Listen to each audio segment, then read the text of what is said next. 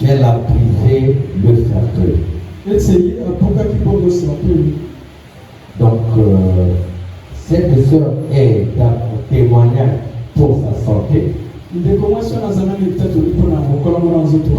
qu'elle ne sera plus, non, ne serait plus avec nous.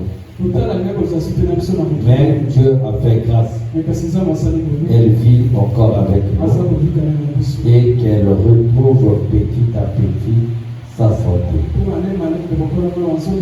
Donc, j'ai dit Amen.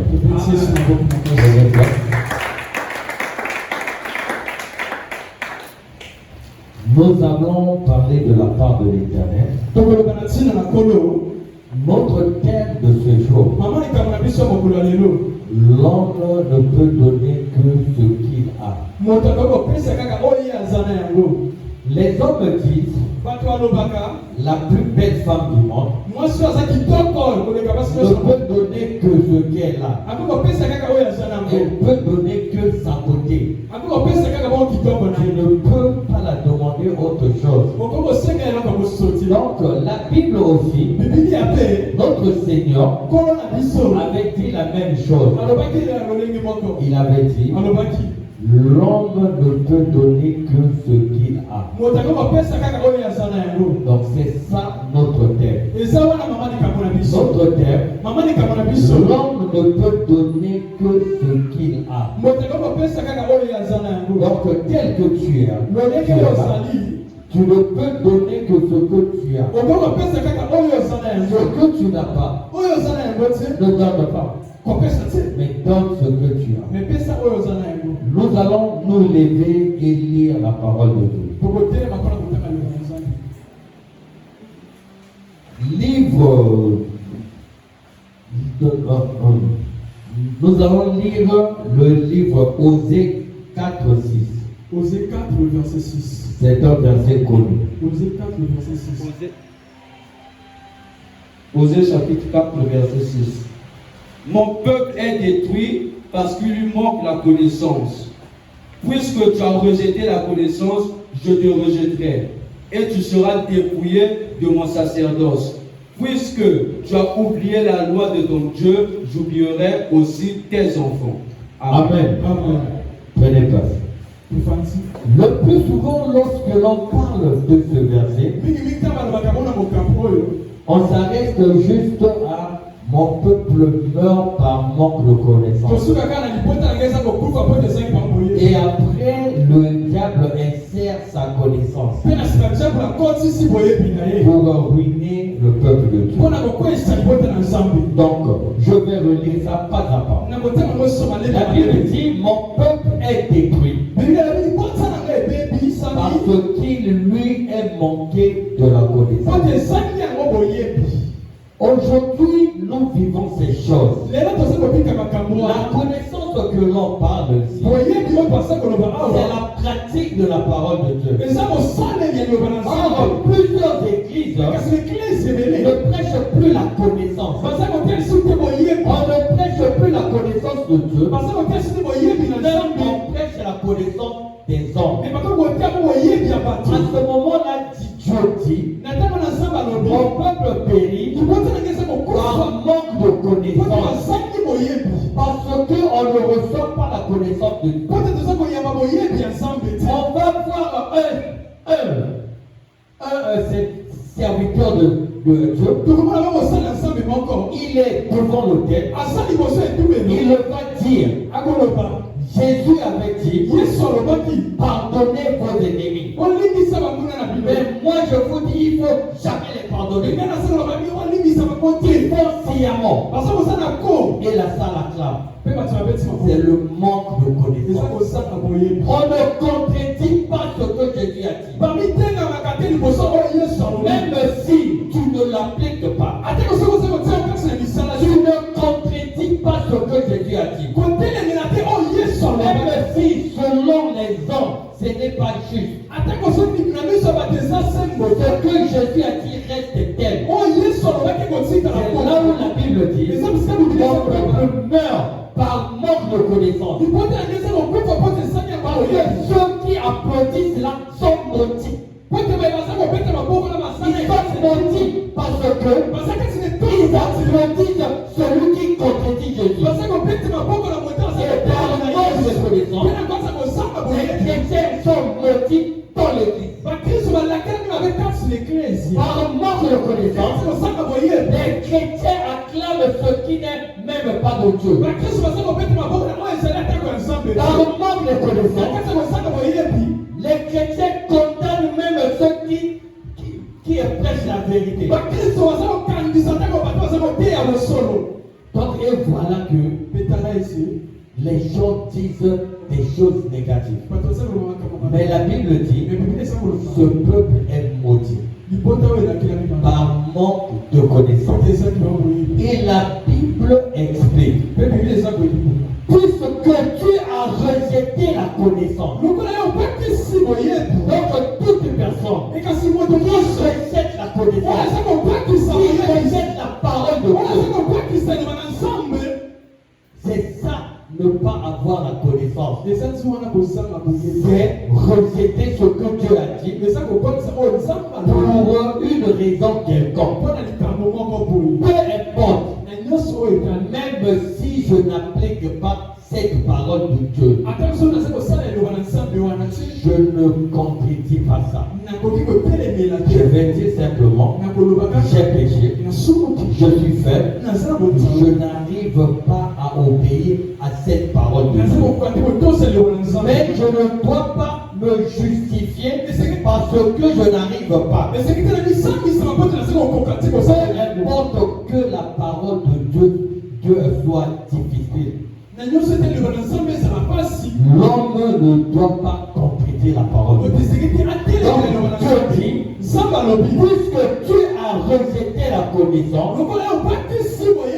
je te rejetterai et tu seras dépouillé de mon sacerdoce. Donc lorsque vous acceptez des paroles et que l'on vous dit la Bible est là, et on démontre que non, la chose est fausse. Lorsque tu prends la défense de ces choses, parce qu'un homme t'a dit, sache-le que Dieu va te rejeter. Parce que tu as rejeté la parole. Et que plusieurs serviteurs de Dieu rejettent la parole.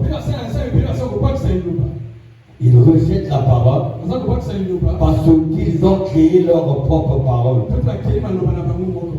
Ou encore parce qu'ils se fient à une parole de l'ancien temps. Et cela est un danger. Et la Bible dit après, puisque tu as oublié la loi de ton Dieu, j'oublierai aussi tes enfants. Donc lorsque vous venez à l'église et que vous ignorez la parole de Dieu, vous acceptez la parole des hommes, sachez-le que Dieu va rejeter vos enfants.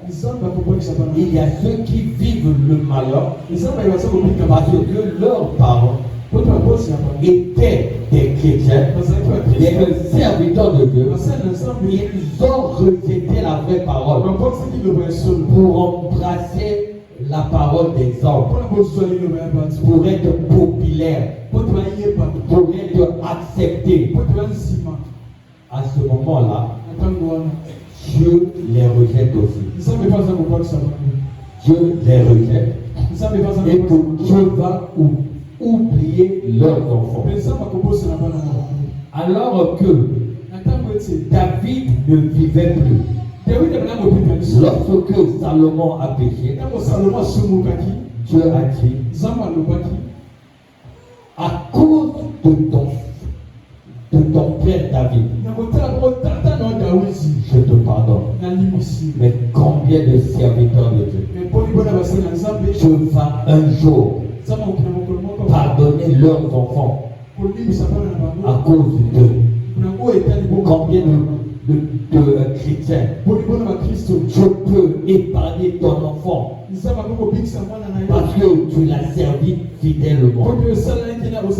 Il faut se poser cette question. Donc, il y a la connaissance que l'on ne doit pas rejeter. Même si elle ne rentre pas, même si cela te condamne, puisque c'est la parole de Dieu, tu acceptes qu'elle et tu reconnais seulement que non, c'est toi qui n'est pas prêt. Mais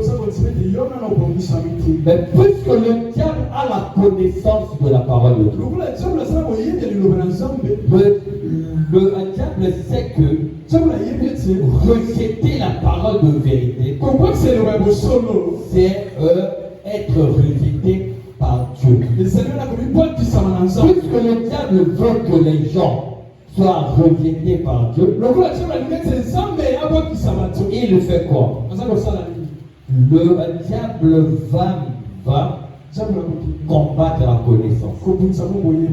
Donc il va combattre la connaissance.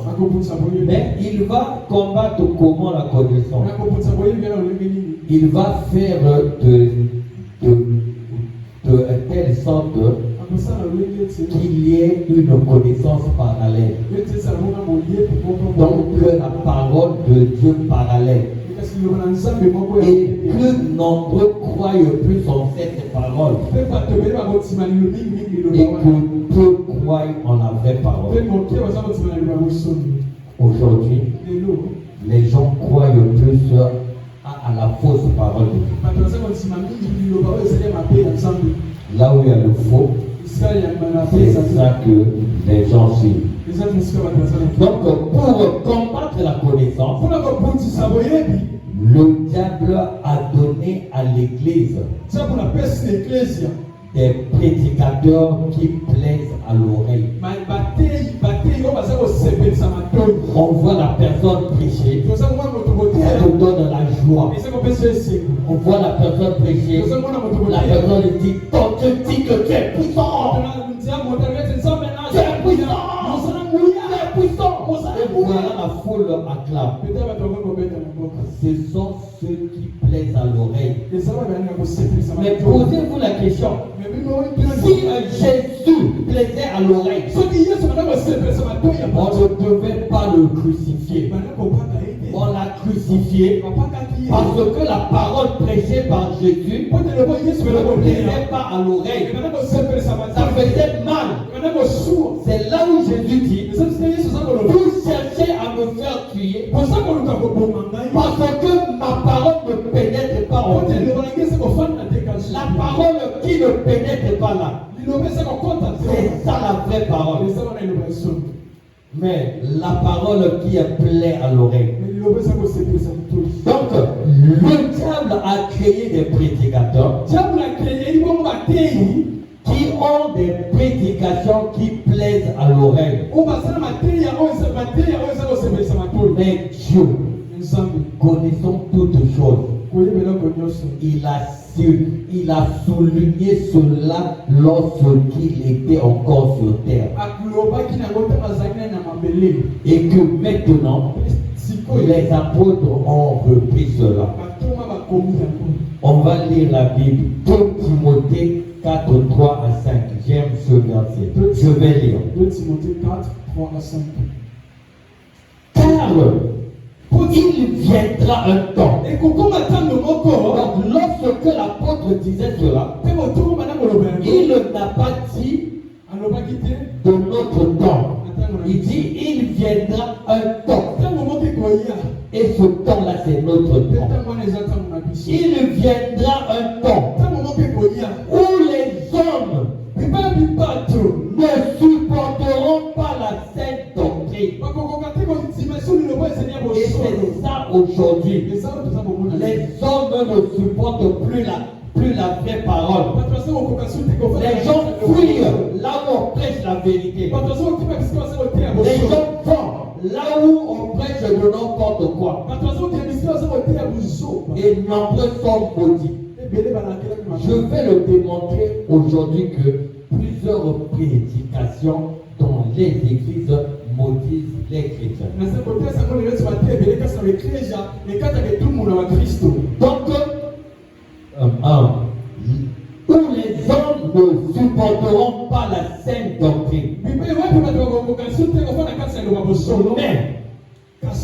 ayant à démangeusement d'entendre des choses agréables, ils se donneront une foule de docteurs selon leur propre désir. Donc il y aura des prédicateurs que moi j'appelle les influenceurs. Prédicateurs, influenceurs. Ils ne prêchent pas pour donner la vie. Ils ne prêchent pour avoir plusieurs vues. Ils mettent les prédications sur TikTok et après sélectionne des phrases qui attirent.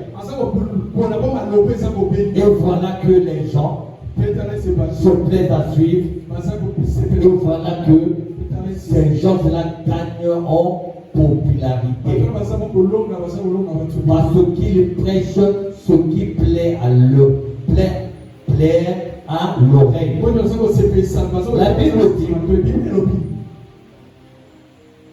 ils se donneront une foule de docteurs selon leur propre désir, détourneront l'oreille de la vérité. Ils se tourneront vers les femmes. Donc ils vont aller vers des histoires. Une femme qui avait les pertes de sang, elle a touché l'habit de Jésus. Elle était guérie. Son fils soit guéri. Et en plus de ces gens-là, elles disent la même chose plusieurs fois. Sois guéri, guéri, guéri, guéri. Donc tout ça là pour attirer l'attention. Mais la Bible avait déjà souligné ça. Ils vont détourner l'oreille de la vérité. Ils se tourneront vers les fables. Ils vont juste prêcher des histoires, des déclarations. Et voilà que la foule va acclamer. Heureusement, il y en a aussi ceux dont Dieu a réservé autre chose. Je dis verset 5. Mais toi, sois sobre en toutes choses, supporte les souffrances, fais l'œuvre d'un évangéliste, remplis bien ton ministère. Il y aura ceux qui vont remplir bien leur ministère.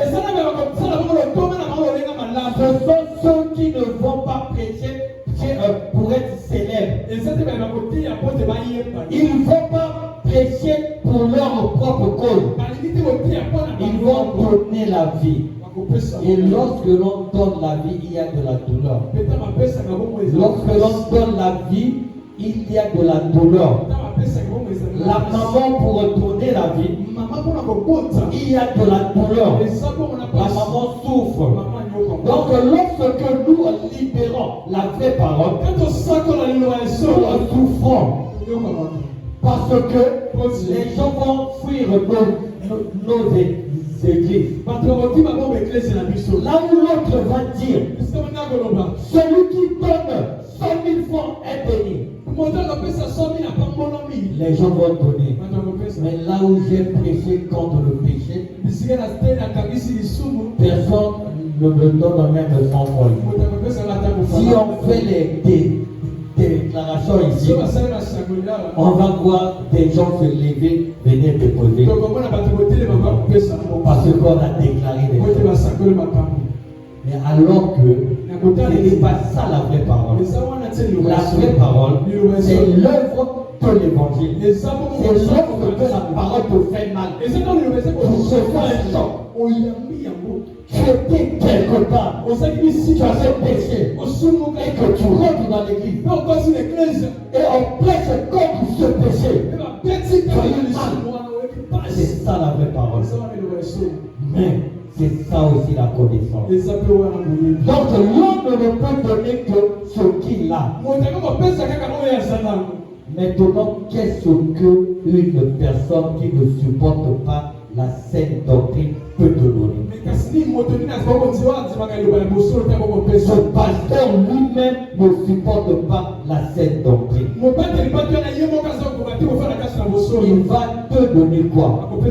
Je vous avais dit, je ne sais pas trop, il y a un enfant qui est au Cameroun qui m'a écrit, qui avait dit que mon père est pasteur.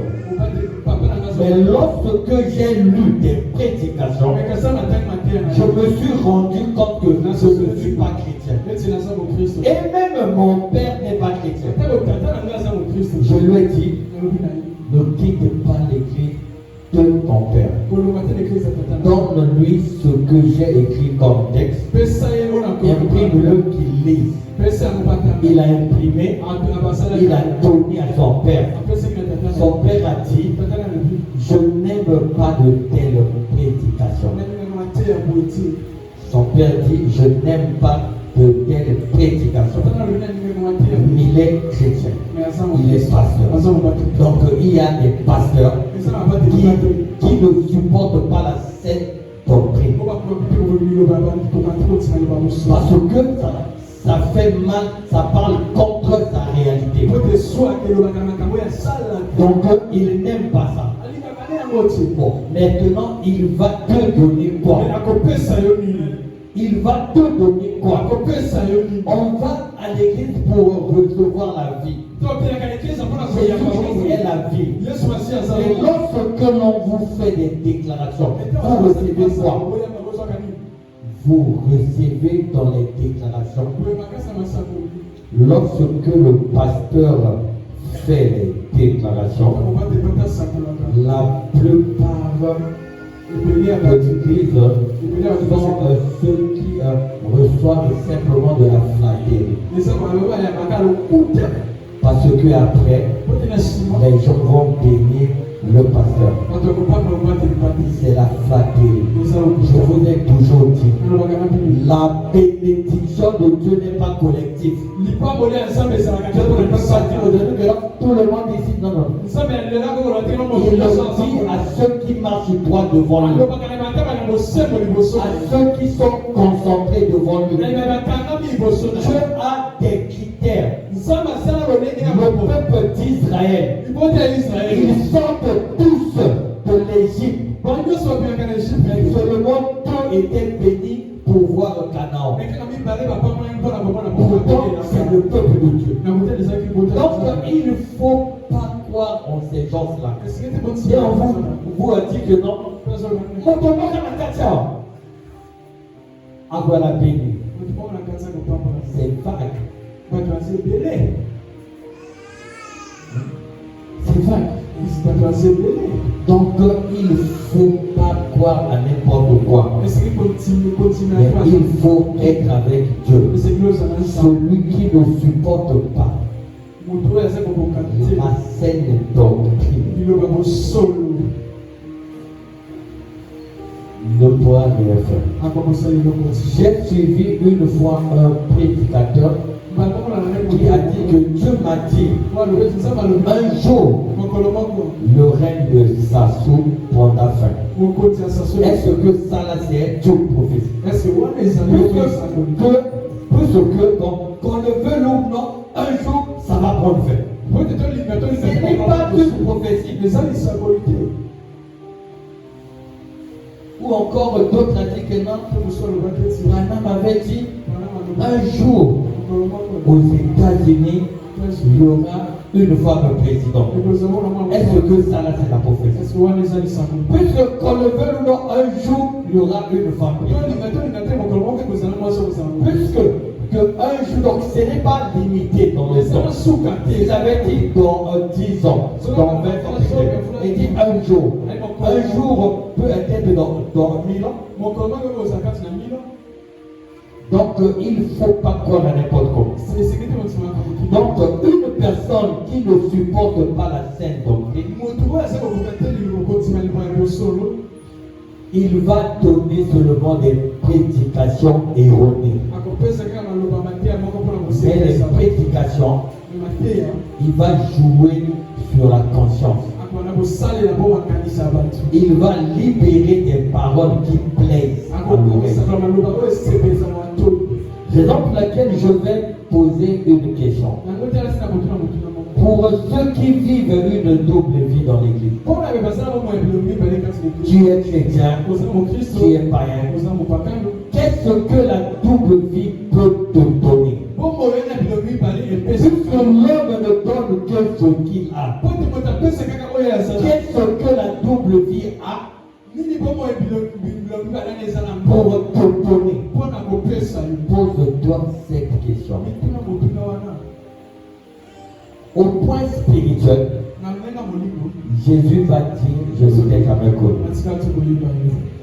Même dans la vie, tu seras moins sérieux.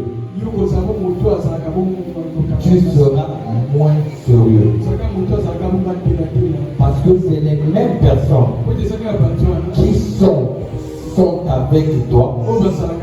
Et lorsqu'ils vont apprendre que non, tu es chrétien, c'est les mêmes qui vont témoigner non, celle-là n'est pas chrétien. Parce qu'on était voilà avec eux. Parce que tu as la double vie. Mais qu'est-ce que la double vie peut te donner? Par rapport à Jésus, la double vie va te donner le rejet. C'est là où Jésus dit, tous ceux qui me disent Seigneur, Seigneur, ne rentreront pas tous dans le royaume des cieux. Donc même si tu viens ici, tu vas dire Seigneur, Seigneur, sache-le que le dernier jour tu ne vas pas rentrer. Il est même mieux pour toi dimanche d'aller à Kimpele, penser pour Takala là-bas, au moins le jour où tu es en enfer, tu vas dire parce que je passais mes dimanches à Kimpele à penser pour Takala. Mais Dieu peut venir à Dieu de ne pas changer de vie et de garder les deux vies. C'est une grave erreur. Le Seigneur ne viendra pas prendre ceux qui ont double vie. La Bible dit parce que tu es tiède. Donc tu n'es ni chaud ni froid, ni chrétien ni païen. Tu es un peu chrétien, un peu païen. Je vais te vomir. Je vais te vomir.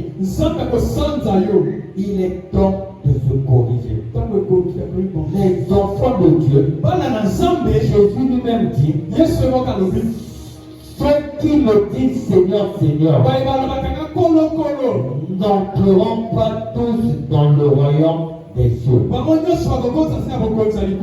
Mais celui-là seul qui fait la volonté de Dieu.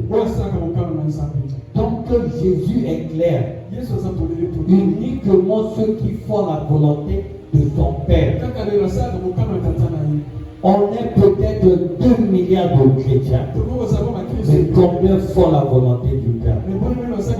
Aujourd'hui, à plusieurs églises, combien d'églises prêchent la connaissance? Combien d'églises prêchent la connaissance? Nous allons nous poser des questions. Nous allons nous poser des questions. Que peut donner la vie de crainte de l'Éternel? J'ai dit que la double vie ne peut donner que le le Christ. Mais la crainte de l'Éternel te donne deux choses. D'abord, les promesses de la Bible. Tu vas bénéficier des promesses de la Bible. Et deuxièmement, tu vas bénéficier de la vie éternelle. Donc, la crainte de l'Éternel nous donne le bénéfice des promesses de la Bible. Et que deuxièmement, ça nous donne la vie éternelle.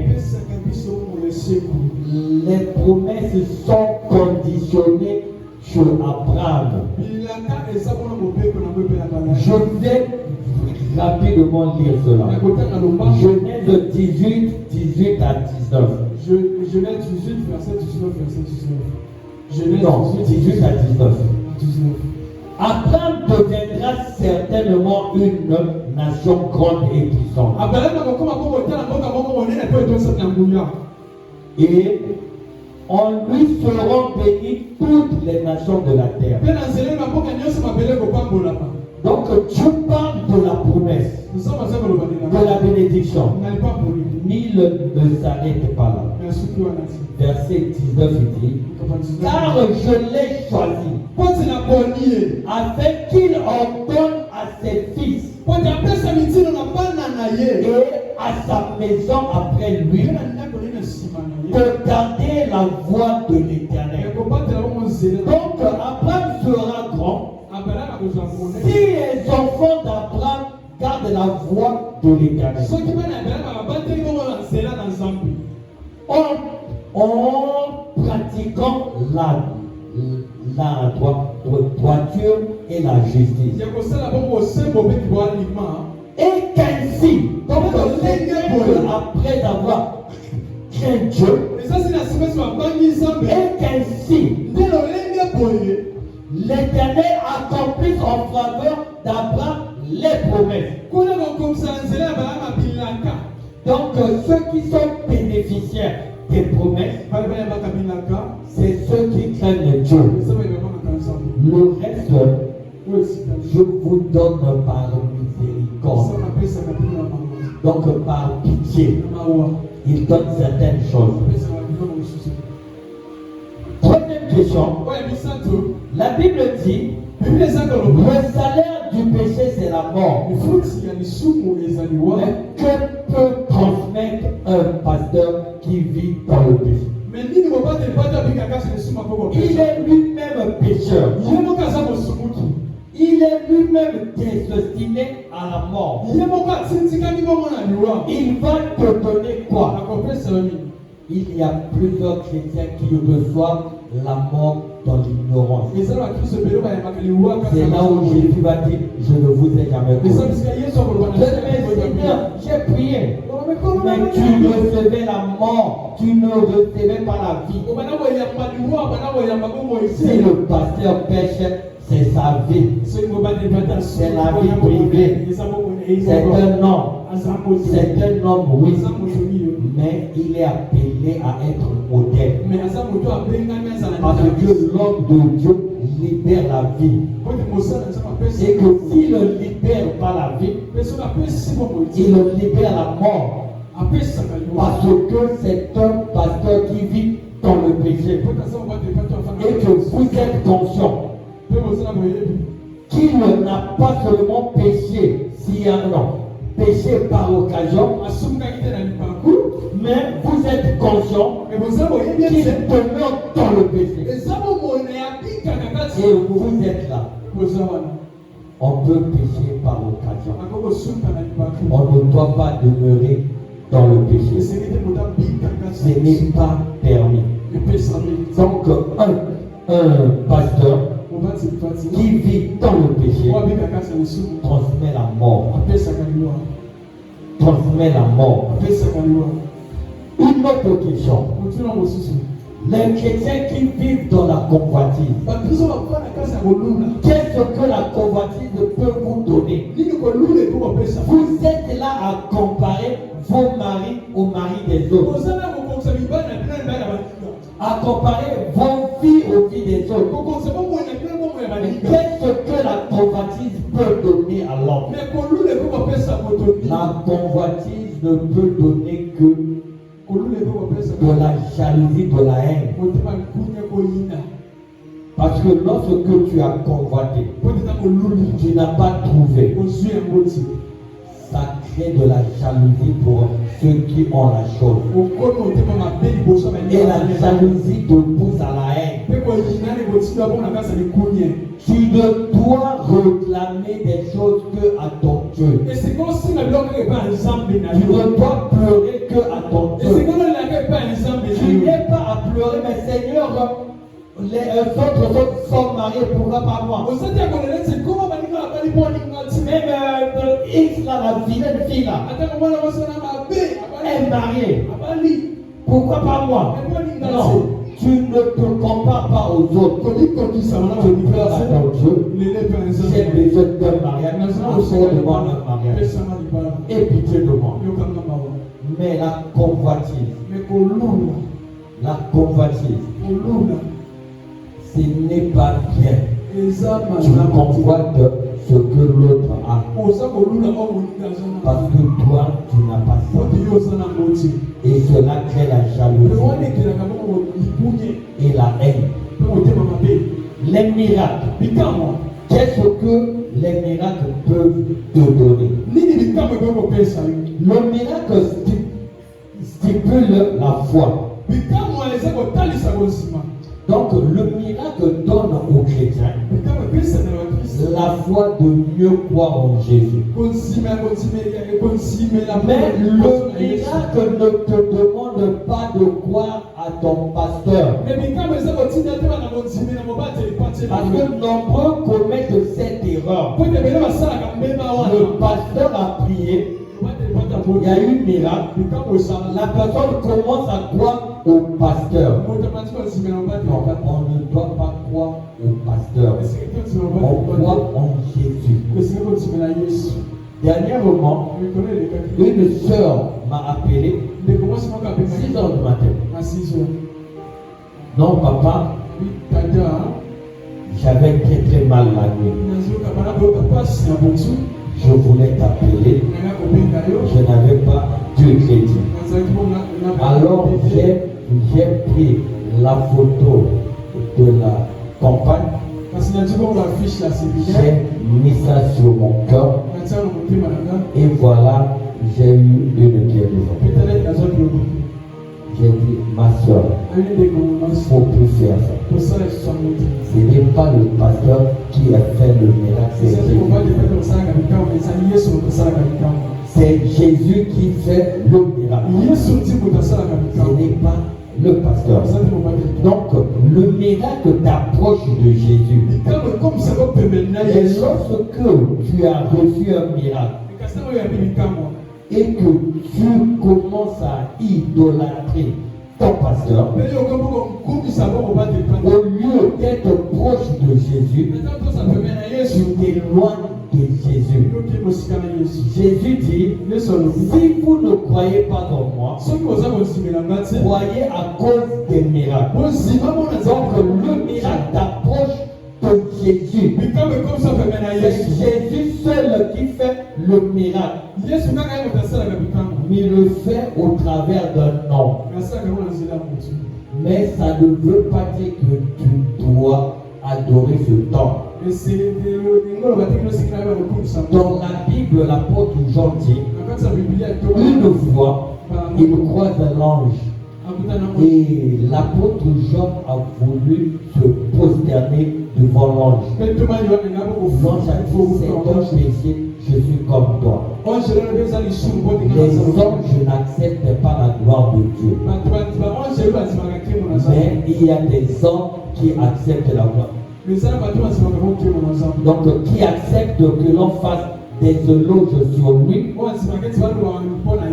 pour un miracle qui n'était seulement canal.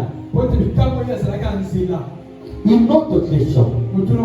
La Bible dit, celui qui fait l'œuvre de l'Éternel avec négligence est maudit. Tenons un pasteur qui fait l'œuvre de l'Éternel avec négligence. Il est lui-même maudit. Il va te donner quoi? Sinon que la malédiction. Vous voyez aujourd'hui dans les églises, le pasteur prêche, l'église entière se met à rire. Tout le monde rit comme si c'était une pièce d'Agalawa. Voilà, d'Agalawa. Donc, comme si c'était un comédien goût qui prestait. L'église rit. Je vais lire un passage. Si tu vas lire, on va voir que faire de la plaisanterie dans l'église est un péché grave. Donc, faire rire les gens dans l'église, c'est un péché. Mais c'est les choses que les gens font. Et tout le monde rit. Et tout le monde est là. On va dire cela. Éphésiens 5:4. Éphésiens 5, le verset 4. Éphésiens chapitre 5, le verset 4. Qu'on n'entende ni parole, ni déshonnête, ni propos insensés, ni plaisanteries, choses qui sont contraires à la bienséance. Qu'on entende plutôt des actions de grâce. Donc, qu'on n'entende même pas dans l'église. Et voilà que dans les églises, c'est les plaisanteries. Il y a un pasteur qui m'avait énervé à cause de ça. Nous sommes dans l'église. Il parle maintenant que non, des hommes chômeurs, lorsque sa femme prépare le foufou, son panne décale un peu, c'est l'homme qui ne prend pas un bébé. Donc maintenant, c'est la salle qui est rien. Mais comme je connaissais cette parole, ça m'a fait mal. Parce que vous faites des plaisanteries dans l'église. Sans même se rendre compte. Lis le verset 3. On va voir Dieu classe la plaisanterie dans quelle catégorie? Que l'impudicité, qu'aucune espèce d'impureté et que la cupidité ne soit pas même nommée parmi vous, ainsi qu'il convient à des saints. Qu'on n'entende ni parole déshonnête. Donc Dieu classe dans la même catégorie l'impudicité de plaisanter dans l'église. Mais c'est les choses que les pasteurs font. Il y a plaisanterie. Non, on peut ouvrir une parenthèse. Mais nous ne sommes pas des comédiens. J'ai vu un autre là qui a sorti ça. Comme un mouton. Maintenant quoi? Oui, maintenant le trou meurt là aussi. Il suit son rythme. Donc c'est des comédies dans l'église. Dans l'église, on doit être serein. J'avais un oncle à moi. Il était dans la Rose-Croix. Lorsqu'on a commencé la prière ici, là devant ici, il n'y avait rien. Il vient au culte. Il me dit à la fin, tu sais que l'église devrait commettre une grave erreur. Ils mettent de la plaisanterie dans le culte. Lorsque on est avec Dieu, on reste constant. Tu as un terme, tu ne sors pas de ton terme. Tu restes là, constant.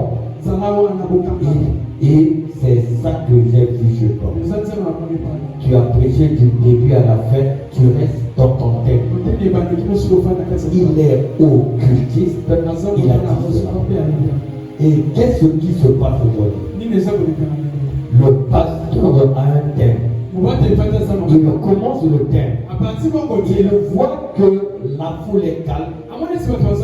Il rentre dans des plaisanteries ou encore dans les déclarations.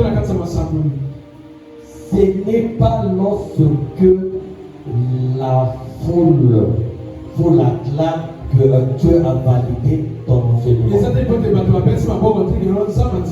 Tu es serviteur de Dieu. Ce qui compte pour moi, c'est la note que Dieu me donne. Même si la foule est calme, la foule me donne 0 sur 20.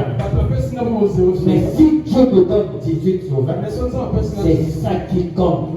Je suis serviteur de l'Éternel. Je prêche pour faire plaisir à l'Éternel et non faire plaisir aux hommes. Pour finir, qu'est-ce que ton corps peut te donner? On prend soin du corps. C'est le corps qui est aimé. On fait tout pour lui. Mais lorsque la mort arrive, lorsque la mort arrive, c'est le corps qui nous rejette. Et on dit, il a rendu l'âme. Donc l'âme reste maintenant seule. Le corps ne t'accompagne pas devant Dieu. Lorsque tu vas être jugé, le corps ne sera pas là pour dire que non, c'est moi qui ai demandé. C'est toi. Et toi, c'est l'âme. Normalement, toi-même, c'est l'âme. Lorsque un corps arrive dans le quartier, on dit le corps de X est arrivé. On ne dit pas X est arrivé. Parce que le corps nous abandonne. Malgré tout ce que l'on fait pour lui. Tu peux beaucoup manger aujourd'hui. Tu as nourri le corps. Demain, le corps va demander encore à manger. Tu peux aller t'amuser. Tu as fait tout ce que tu peux. Et la nuit, tu dis, je vais quand même nourrir aussi mon esprit, je vais prier. Le corps va dire, tu es fatigué. Même 100 fois, le corps va toujours dire que donc tu es fatigué. Tu vas prier demain. Demain, tu es fatigué. Et voilà que le corps nous emmène dans ce rythme. Il faut surmonter cela et vaincre le corps pour prier. On peut suivre la télé 10 heures de temps. Sur le téléphone 10 heures de temps. Demande seulement la prière. Dès que tu commences la prière, tu as sommeil. Le corps va toujours demander que non, je suis fatigué, il faut dormir. Mais or, toi, tu donnes tout au cœur. Mais